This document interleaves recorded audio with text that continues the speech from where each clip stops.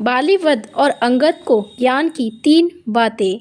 जब रावण सीता का हरण करके लंका ले गया तो सीता की खोज करते हुए श्री राम और लक्ष्मण की भेंट हनुमान से हुई। ऋषिमुख पर्वत पर हनुमान ने सुग्रीव और श्री राम की मित्रता करवाई। सुग्रीव ने श्री राम को सीता की खोज में मदद करने का आश्वासन दिया। इसके बाद सुग्रीव ने श्री राम के सामने अपना दुख बताया कि किस प्रकार बाली ने बलपूर्वक मुझे अर्थात सुग्रीव को राज्य से निष्कासित कर दिया है और मेरी पत्नी पर भी अधिकार कर लिया है। इसके बाद भी बाली मुझे नष्ट करने के लिए प्रयास कर रहा है। इस प्रकार सुग्रीव ने श्री राम के सम्मुख अपनी पीड़ा बताई तो भगवान ने सुग्रीव को बाली के आतंक से मुक्ति दिलाने का भरोसा जताया। जब श्री राम ने सुग्रीव के शत्रु बाली को खत्म करने की बात कही थी तो सुग्रीव ने उसके पराक्रम और शक्तियों की जानकारी श्री राम को दी। सुग्रीव ने श्री राम को बताया कि बाली सूर्योदय से पहले ही पूर्व, पश्चिम और दक्षिण के सागर की परिक्रमा करके उत्तर तक घूम आता है।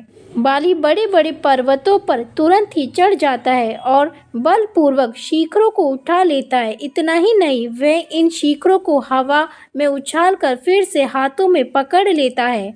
वनों में बड़े बड़े पेड़ों को तुरंत ही तोड़ डालता है। बाली ने दुंदुभिक नामक असुर का किया था वध। सुग्रीव ने बताया कि एक समय दुंदुभिक नामक असुर था। वह बहुत ही शक्तिशाली और मायावी था। इस असुर की ऊंचाई कैलाश पर्वत के समान थी और वह किसी भैंसे की तरह दिखाई देता था। दुंदुभिक 1000 हाथियों का बल रखता था।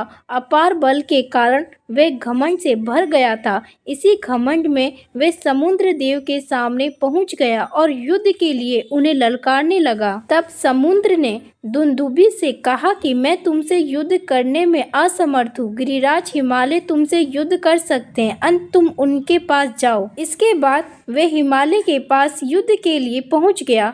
तब हिमालय ने दुंदुभि को बाली से युद्ध करने की बात कही। बाली ऋषिमुख पर्वत पर नहीं जाता था। सुग्रीव ने बताया कि बाली देवराज इंद्र का पुत्र है, इस कारण वह परम शक्तिशाली है। जब दुंदुभि ने बाली को युद्ध के लिए ललकारा तो उसने विशालकाय दुंदुभि को बुरी तरह मार मार कर परास्त कर दिया था। जब पर्वत के आकार का भैंसा दुंदुभि मारा गया तो बाली ने दोनों हाथों से उठाकर उसके शव को हवा में फेंक दिया। हवा में उड़ते हुए शव से रक्त की बूंदें मतंग मुनि के आश्रम में जा गिरी। इन रक्त की बूंदों से मतंग मुनि का आश्रम अपवित्र हो गया। इस पर क्रोधित होकर मतंग मुनि ने श्राप दिया कि जिसने भी मेरे आश्रम और इस वन को अपवित्र किया है वह आज के बाद इस क्षेत्र में न आए, अन्यथा उसका नाश हो जाएगा। मतंग मुनि के श्राप के कारण ही बाली ऋषिमुख पर्वत क्षेत्र में प्रवेश नहीं करता था। मरते वक्त बाली ने अंगद को 3 काम की बातें बताई थी जो इस प्रकार है। रामायण में जब श्री राम ने बाली को बाण मारा तो वह घायल होकर पृथ्वी पर गिरे पड़ा। इस अवस्था में जब पुत्र अंगद उसके पास आया तब बाली ने उसे ज्ञान की कुछ बातें बताई थी। ये बातें आज भी हमें कई परेशानियों से बचा सकती हैं। मरते मरते बाली ने अंगद से कहा, देश कालो भज स्वाद शम माणम प्रिया प्रिय सुख दुख सहम काले सुग्रीव वंशगो भव। इस श्लोक में बाली ने अंगद को ज्ञान की 3 बातें बताई है। पहला, देश काल और परिस्थितियों को समझो। दूसरा, किसके साथ कब कहाँ और कैसा व्यवहार करें इसका सही निर्णय लेना चाहिए।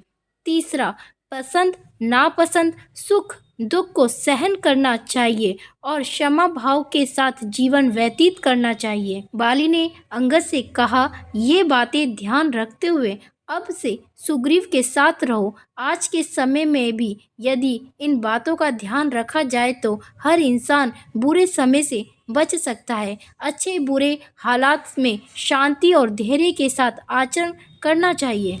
बाली वध का प्रसंग।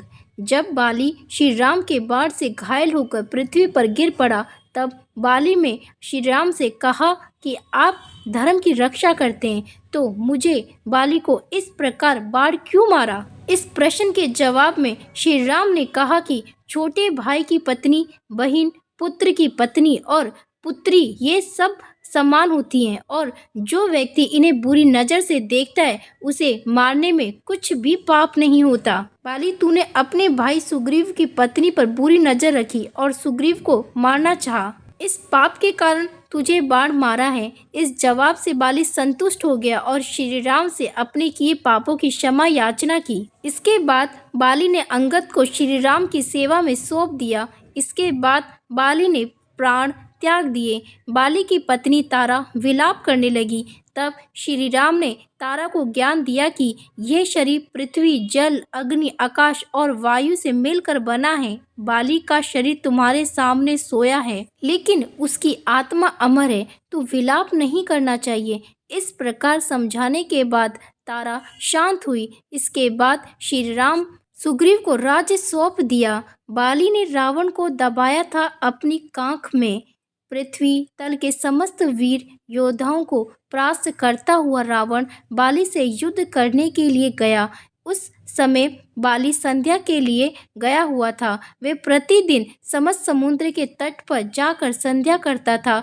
बाली के मंत्री तार के बहुत समझाने पर भी रावण बाली से युद्ध करने की इच्छा से ग्रस्त रहा। वह संध्या लीन बाली के पास जाकर अपने पुष्पक विमान से उतरा तथा पीछे से जाकर उसको पकड़ने की इच्छा से धीरे धीरे आगे बढ़ा।